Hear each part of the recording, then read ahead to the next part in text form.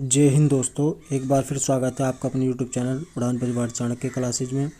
आज का टॉपिक हमारा भारत में जितने भी ऐतिहासिक युद्ध हुए हैं उनके बारे में मेमोरी ट्रिक के साथ कवर करना है और इनसे रिलेटेड जितने भी महत्वपूर्ण फैक्ट्स होंगे उनको भी आप याद करते चलेंगे। याद कराने का प्रयास मैं भी करूँगा आपको, ठीक है। तो पहला भारत का ऐतिहासिक युद्ध जिसको बोला जाता है 10 राज्य का युद्ध, है ना। 10 राज्य का युद्ध भारत का पहला ऐतिहासिक युद्ध है, यानी कि इसी को भारत की वजह हम पढ़ते हैं दुनिया का पहला युद्ध कौन सा था। तो दुनिया का पहला युद्ध 10 राज्य युद्ध था जो 1200 ईसा पूर्व यानी कि ईसा मसीह के जन्म से 1200 वर्ष पहले हुआ था, इसलिए उसको ईसा पूर्व बोलते हैं, ये ध्यान रहेगा। परिणाम क्या हुआ, इस युद्ध में भरत कबीले के राजा सुदास ने 10 राजाओं के संघ को हराया था, यानी कि 10 राजा अलग थे और केवल भरत कबीले के राजा सुदास ने 10 राजाओं के संघ को हराया था। तो आपसे पूछ ले 10 राज युद्ध में विजय कौन हुआ, तो राजा सुदास। 10 राज में सुदास विजय हुए और कितने राजाओं को हराया, 10 को हराया, ठीक है। यहाँ तक यह आपको ध्यान रखना है। इसका एक महत्वपूर्ण पॉइंट जो आपको ध्यान रखना है, इसका जो उल्लेख पूछता है आपसे 10 राज्य युद्ध का उल्लेख कहाँ है, तो ऋग्वेद का जो 7वां मंडल है, ऋग्वेद का 7वां मंडल है, उसमें 10 राज्य युद्ध का वर्णन किया गया है। यानी कि 10 राजाओं का समूह एक साथ होकर भी केवल राजा सुदास को नहीं हरा पाया, इसको आप ऐसे रिलेट कर सकते हैं। नेक्स्ट जो आपको ध्यान करना है, महाभारत का युद्ध। महाभारत का युद्ध 950 ईसा पूर्व वर्ष माना जाता है। इसका परिणाम ये रहा, कौरवों और पांडवों के बीच लड़ा गया जिसमें पांडव विजयी हुए। तो पांडव पावरफुल थे तो पांडव विजय हो गए। तो महाभारत का युद्ध ध्यान रहेगा 950 ईस्वी। उसके बाद मोस्ट इम्पोर्टेंट सिकंदर का हमला। भारत में जो सिकंदर है, सिकंदर जो आक्रमण करता है भारत में, वो करता है खैबर दर्रे से। तो आप ध्यान रखेंगे, खैबर दर्रे से आक्रमण करने वाला शासक सिकंदर था। यह सिकंदर ने किस दर्रे से भारत पर आक्रमण किया, खैबर दर्रे से आक्रमण किया था। इस खैबर दर्रे में एक जनजाति रहती थी जिसको एटलस या हस्ती जनजाति बोला जाता है, एटलस या हस्ती, इसको आप याद कर लेंगे।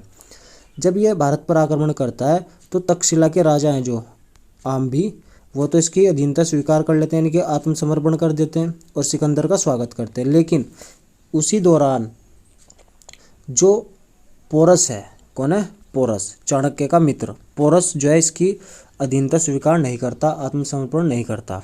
उसी के मद्देनज़र सिकंदर और पोरस के मध्य जो युद्ध लड़ा जाता है उसको बोलते हैं वितस्ता का युद्ध। तो वितस्ता का युद्ध पूछा आपसे किसके बीच हुआ था, सिकंदर और पोरस के मध्य हुआ था। वितस्ता का दूसरा नाम झेलम भी है, इसलिए इसको झेलम का युद्ध भी बोला जाता है। वितस्ता को, यानी कि झेलम का प्राचीन नाम वितस्ता है, इसलिए वर्तमान में झेलम है, तो झेलम का युद्ध भी इसको बोला जाता है। तो झेलम का युद्ध किसके बीच हुआ, सिकंदर वर्सेस पोरस, और इसमें जीता कौन, सिकंदर ही जीता। लेकिन पोरस बहादुरी से लड़ा तो इसलिए सिकंदर इसको जो है वापस कुछ क्षेत्र भी दे देता है। तो सिकंदर जब जीत जाता है तो बाद में आपको एक क्वेश्चन ध्यान रखना है, पूरा डिटेल में नहीं पढ़ेंगे। 323 BC में जाकर सिकंदर की मृत्यु कहाँ होती है, तो आपको एक जगह ध्यान रखनी है, बेबीलोन। बेबीलोन कहाँ है, बगदाद में है, बगदाद। तो बेबीलोन में किसकी मृत्यु हुई थी, सिकंदर की मृत्यु हुई थी। ये आपको पॉइंट ध्यान रखने हैं।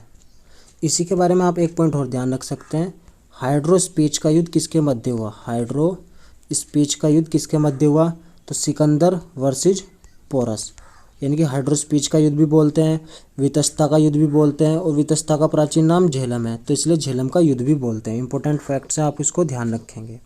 नेक्स्ट है कलिंग युद्ध। कलिंग युद्ध सम्राट अशोक के द्वारा लड़ा गया और कलिंग को जीता गया था। तो कलिंग का युद्ध कब हुआ था, 261 ईसा पूर्व में कलिंग का युद्ध हुआ था, ठीक। यदि अशोक के बारे में अन्य महत्वपूर्ण फैक्ट्स की बात करें तो आपको क्या क्या याद रखने हैं। एक तो अशोक जो है मौर्य वंश का अंतिम महान शासक है। आपसे पूछे अशोक कौन है, अशोक मौर्य वंश का अंतिम महान शासक है। तो अशोक महान सम्राट थे, महान शासक है कौन, अशोक। किस वंश का है, मौर्य वंश का है। इसका राज्याभिषेक यानी गद्दी पर कब बैठा, 273। देखो कलिंग युद्ध 261 में जीता, 273 ईसा पूर्व में ये गद्दी पर बैठा, और 200 269 BC में, यानी कि ईसा पूर्व में ये राज्याभिषेक किया। इसका राज्याभिषेक कब हुआ? 269 ईसा पूर्व में। दोनों फैक्ट्स पूछे जाते हैं। गद्दी पर बैठा 273 में, और जो राज्याभिषेक कब हुआ? 269 ईसा पूर्व में हुआ था। ठीक। और इसके जो ये कलिंग विजय है, कलिंग विजय किसके खिलाफ थी? ये कलिंग विजय नंदराज कलिंग, यानी जो कलिंग का शासक था नंदराज के खिलाफ इसने ये युद्ध लड़ा था। इसने सम्राट अशोक ने नंदराज के खिलाफ।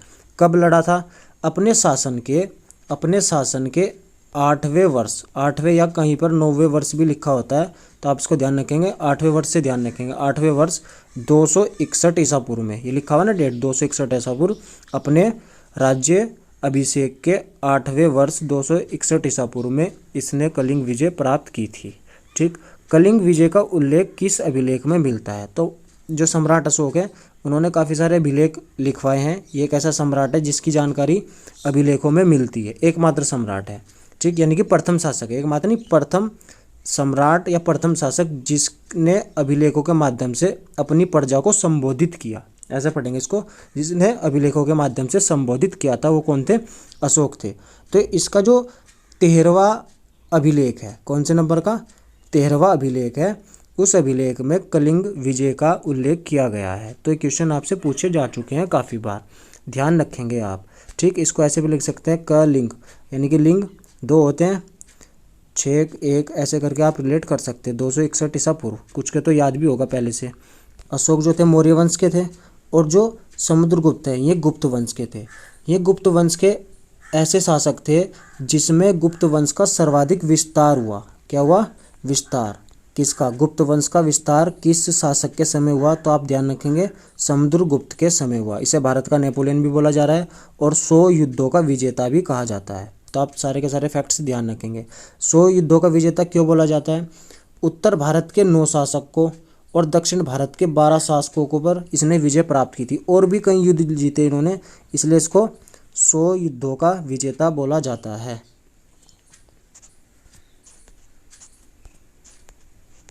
समुद्रगुप्त के दिए अन्य फैक्ट्स की बात करें हम, समुद्रगुप्त ने कभी भी पराजय का सामना नहीं किया, यानी कि पराजय का कभी भी सामना नहीं किया, पराजित कभी नहीं हारा, इसलिए इसको भारत का नेपोलियन बोला जाता है। तो ये फैक्ट्स भी ध्यान रहेंगे। ये ऐसा शासक था जिसको इसी के सिक्कों पर वीणा बजाते हुए दिखाया गया है। क्या बजाते हुए? वीणा बजाते हुए दिखाया गया है। तो गुप्त शासक कौन थे? समुद्रगुप्त थे। ये ध्यान रखेंगे आप। इसमें जितने भी इम्पोर्टेंट फैक्ट्स आपको याद करेंगे या इसको राइट डाउन कर लेंगे। अब बात करते हैं तराइन का प्रथम युद्ध। तराइन का प्रथम युद्ध को रिलेट करने के लिए आपको पहले तो पता है तराई कहाँ बच रही है? पृथ्वी पर बच रही है, यानी कि लोगों को गोरा होना भी ज़्यादा है, तराई कर रहे हैं गोरा होने के लिए, और पृथ्वी पर कर रहे हैं। तो पृथ्वीराज चौहान और मोहम्मद गौरी के बीच तराइन का प्रथम युद्ध हुआ था, और दूसरा भी इसी के बीच हुआ। अब इसके महत्वपूर्ण फैक्ट्स क्या है? जो मोहम्मद गौरी है ये भारत पर आक्रमण जो है 1175 ईस्वी में मुल्तान पर करता है और विजय भी प्राप्त कर लेता है। तो मुल्तान पर विजय प्राप्त कर लेता है मोहम्मद गौरी, और 1178 में गुजरात पर आक्रमण करता है। कहाँ पर? गुजरात पर। लेकिन इस बार मोहम्मद गौरी गुजरात के राजा भीम पावरफुल थे, भीम द्वितीय द्वारा पराजित कर दिया जाता है। तो यदि आप याद करें मोहम्मद गौरी की पहली हार किसने की? तो भीम द्वितीय ने की थी। कब की थी? 1178 में। उसके बाद मोहम्मद गौरी का सामना 1191 में पृथ्वीराज चौहान से होता है, जिसमें पृथ्वीराज चौहान जीत जाते हैं। अब इस जीत जाते हैं तो मोहम्मद गौरी बदला लेना चाहता है अगले साल 1192 में, जिसे तराइन का द्वितीय युद्ध कहा जाता है। तो 91 एक आ रहा है तो पहला, 92 2 आ रहा है तो दूसरा। उसमें गौरी जो है पृथ्वीराज चौहान को धोखे से हरा देता है। तो आप ध्यान रखेंगे। तो गौरी का जो दूसरा युद्ध था उसमें गौरी जाकर जीता। किससे? पृथ्वीराज चौहान जी से जीता था। यदि महत्वपूर्ण फैक्ट्स को रिकॉल करें तो जो मोहम्मद गौरी था उसकी पहली हार कब हुई? 1178 में भीम द्वितीय ने की। मोहम्मद गौरी की दूसरी हार कब हुई? 1191 में पृथ्वीराज चौहान ने की। ठीक है। और जो है मोहम्मद गौरी कब जीता? 1192 के तराइन के द्वितीय युद्ध में जीता था।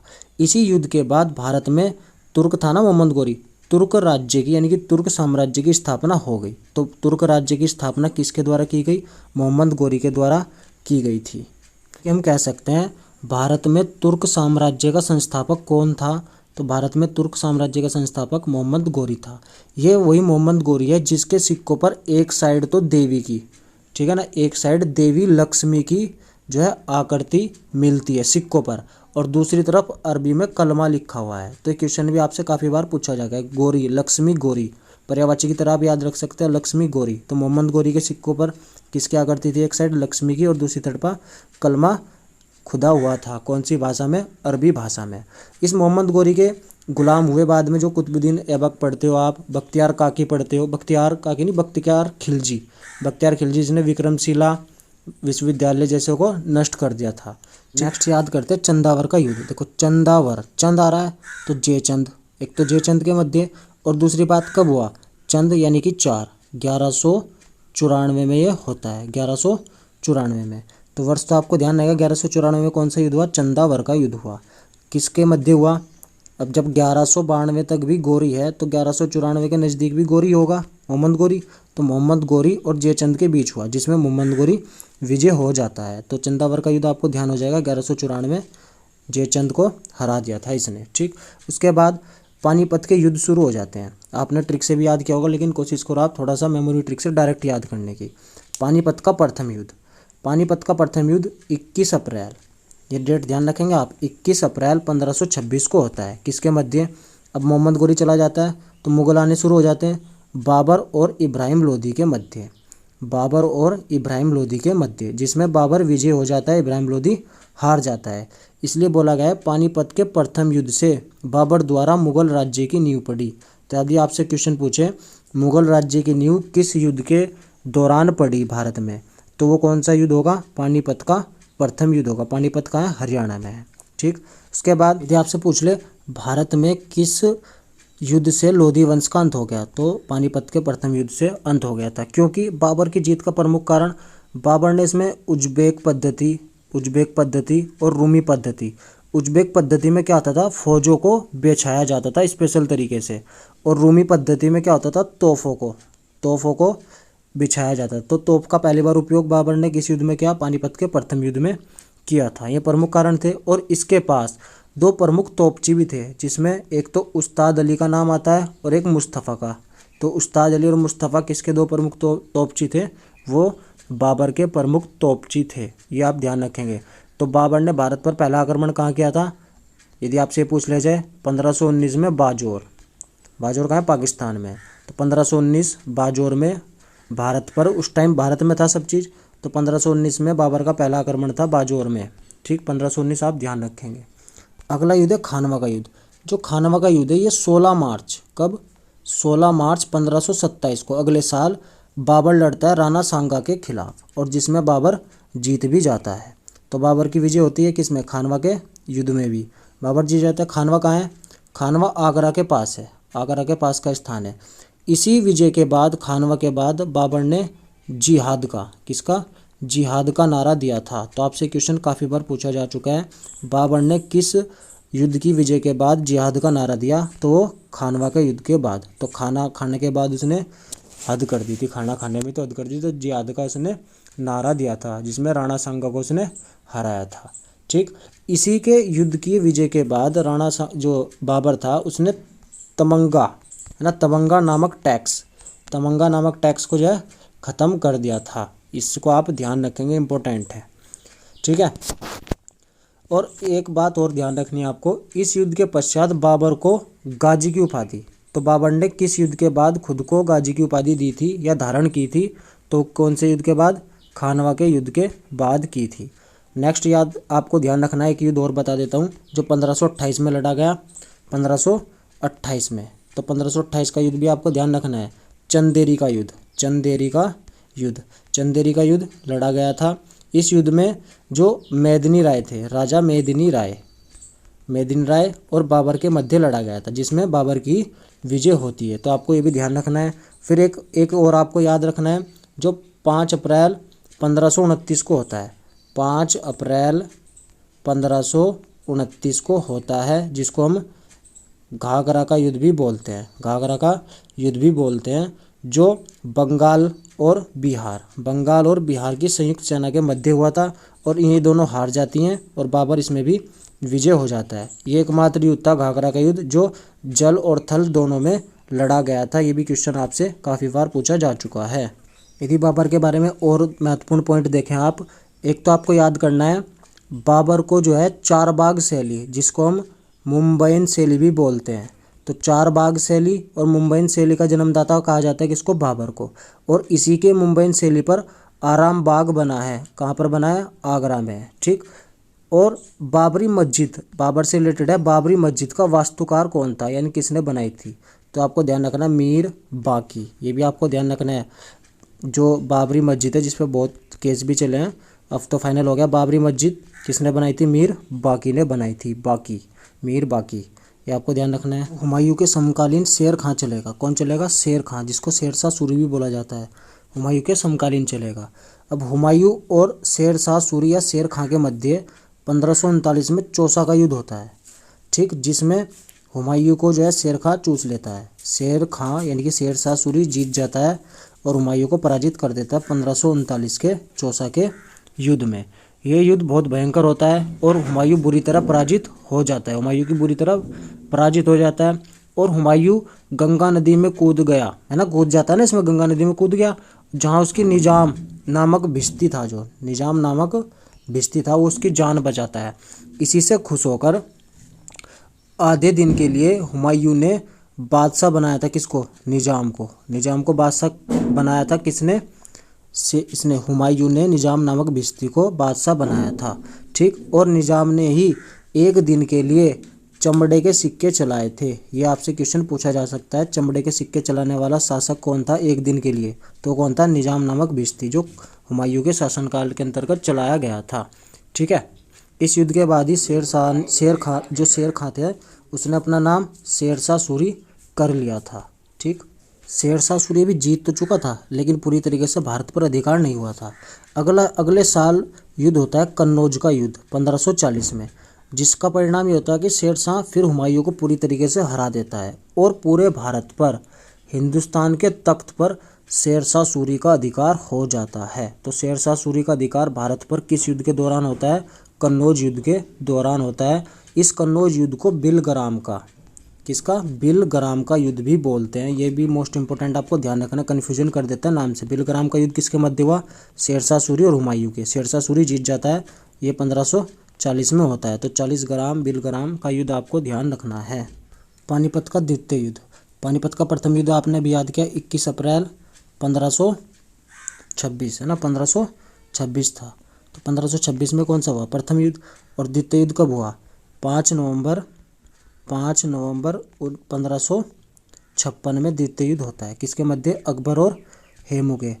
जो आपको डाटा ध्यान रखना है, एक साइड तो थे विक्रमादित्य, ठीक, और एक साइड था अकबर प्लस बैरम खां। तो अकबर जीत जाता है, बैरम खां हेमू की हत्या कर देता है। कौन, बैरम खां, जो अकबर का संरक्षक था। इसका उल्लेख जो है अकबरनामा, अबुल फजल की जो अकबरनामा है उसमें भी मिलता है कि हेमू निहत्ता मारा गया। ये पॉइंट भी आपको ध्यान रखने हैं, हेमू निहत्ता मारा गया किस पुस्तक में उल्लेख मिलता है, अबुल फजल की अकबरनामा में मिलता है। तो पानीपत के द्वितीय युद्ध में कौन जीता, अकबर जीता था। कब हुआ था, 5 नवंबर 1556 को।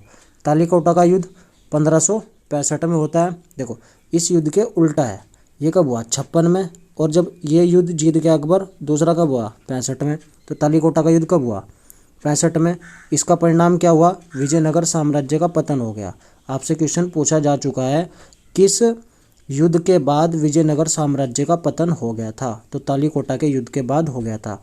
विजयनगर की स्थापना कब हुई थी, 1336 में हरिहर व बुक्का 2 भाइयों ने की थी। तो तुंगभद्रा नदी के किनारे हैं, इसको आप ध्यान रखेंगे। विजयनगर साम्राज्य की स्थापना 1336, ठीक। नेक्स्ट याद करते हैं हल्दी घाटी का युद्ध। हल्दी घाटी का युद्ध 1556। देखो प्रथम जो आपका पानीपत का युद्ध है 1526, ठीक। फिर दूसरा युद्ध 1556। अब 1576 में युद्ध लड़ा जाएगा हल्दी घाटी का। तो हल्दी घाटी का युद्ध कब किसके मध्य हुआ, 1576 में अकबर और महाराणा प्रताप के। अकबर इसमें भी जीत जाता है। तो आप ध्यान रखेंगे हल्दी घाटी का युद्ध किसके मध्य हुआ था, अकबर और महाराणा प्रताप के। उसके बाद प्लासी का युद्ध इंपॉर्टेंट है आपको। प्लासी का युद्ध 23 जून 1757 को होता है। 23 जून 1757 को डेट इंपॉर्टेंट है। परिणाम क्या होता है, देखो प्लासी, आप आदमी जब लाइव तार देखता है ना, लाइव जिंदा वायर बोलते जिसको, उसको बिना प्लास के नहीं छू सकता, तो प्लास चाहिएगा, प्लासी। तो रॉबर्ट क्लाइव अंग्रेजों की ओर से थे। रॉबर्ट क्लाइव ने सिराजुद्दौला, बंगाल का नवाब थे, सिराजुद्दौला को हरा दिया था किसमें, प्लासी के युद्ध में। इस युद्ध का परिणाम क्या हुआ, प्लासी के युद्ध 23 जून 1757 को अंग्रेजी राज्य की नींव क्लाइव द्वारा रखी गई। तो इस युद्ध के बाद अंग्रेजी राज्य की नींव रखी गई थी, तो था प्लासी का युद्ध। प्लासी के युद्ध के बाद ही अंग्रेजों की नींव भारत में रखी गई।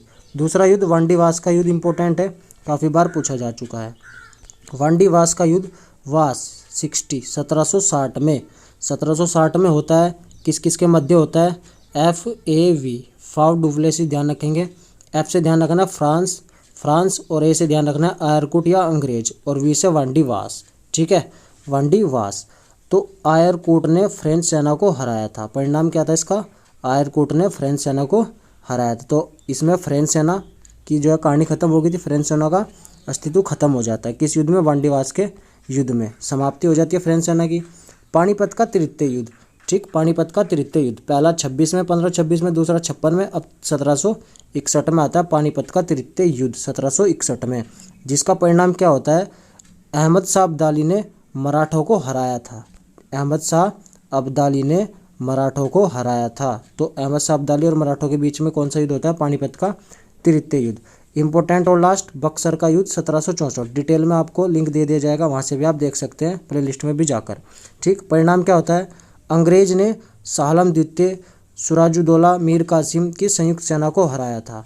SMS इन बॉक्स करके इसकी ट्रिक है पूरी डिटेल में, आप ध्यान रखेंगे। बक्सर का युद्ध, बॉक्सर 6-4, बॉक्सर छक्के चौके मारते 1764 में हुआ था। डेट क्या है इसकी, 22 अक्टूबर 1764 को भारत में अंग्रेजी राज की प्रभुत्ता जो सत्ता थी वो स्थापित हो गई थी पूरी तरीके से। किससे हुई, बक्सर के युद्ध से, और शुरुआत किससे हुई, प्लासी के युद्ध से। अब इसके बाद अंग्रेजों के जो है संघर्ष चलेंगे, जैसे सिखों के साथ, मराठों के साथ, है ना, उस टाइप से आप उन सबको नेक्स्ट वीडियो में कवर करेंगे। आज की वीडियो में इतना ही, फिर मिलेंगे नेक्स्ट वीडियो में, तब तक के लिए जय हिंद, जय भारत।